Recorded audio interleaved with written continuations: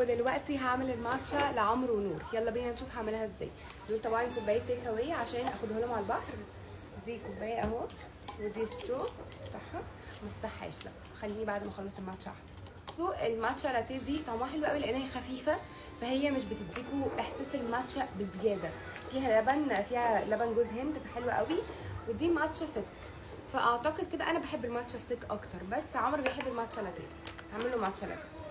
كوبايه هحط له معلقتين، وما تخافوش المعلقتين في الماتشا لاتيه غير المعلقتين في ماتشا سك، دي مش تبقى تقيله خالص. ودي تاني معلقه. حط بقى شويه ميه كده واجيلكوا تاني. مش قادره اسخن ميه بصراحه، حاسه ان هي مش محتاجه ميه سخنه يعني عادي. حطيت شويه ميه كده، قلبتها كويس. انا بجد ما جبتش مضرب الكوفي معايا، معرفش ليه، كل مره بقول هجيبه من القاهره وبنسى. ده سيرب الفانيلا الشوجر فري، ده من مونن. انا بحبه قوي بصراحه لان هو فانيلا بس من غير سكر خالص. هحط كده كفايه. انا بالنسبه لي كمان كنت هحط اقل من كده ليا انا، بس عادي يعني ممكن احط لعمر اكتر شويه. اقلبهم كده كويس. احب اقول لكم ان كيس التلج ده اهم من اي حاجه تانية في البيت، في بيت المصيف بجد يا جماعه.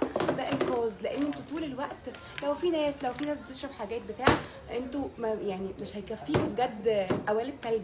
فانتوا الكيس ده بيكفي معاكم كتير جدا، خطير. مشكلته الوحيده ان احنا بنقعد نعمل كده عشان يتكسر بس. الكوبايه اهو، ده التلج. يعني انا كنت من الناس اللي هو ايه ده نجيب ليه كيس تلج، يعني ما احنا ممكن يبقى عندنا قوالب تلج.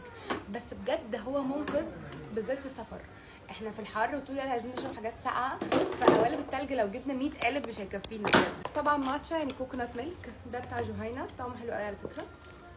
انا سالت تشات جي بي تي على الفرق بين ده وبين، لا مش ما بين ده، ما بين في نوع تاني كده كوكونات ميلك مش فاكره اسمه ايه. قال لي ان ده احسن، اقل في الفاتس وكده. بقى اللبن احط لك قد ايه يا عمرو؟ انا حاسه قليل شويه الماتشا. لا مش قليل، متهيألك. هي كوندنسد تحت. نفتح بقى السترو. اوعى تفتكر ان انا هدوق عشان نفسي في ماتشا، انا هدوق بس عشان لو في اي عشان لو في اي كومنتس او حاجه ابقى انا عارفاها واصلحها على طول. يلا بسم الله.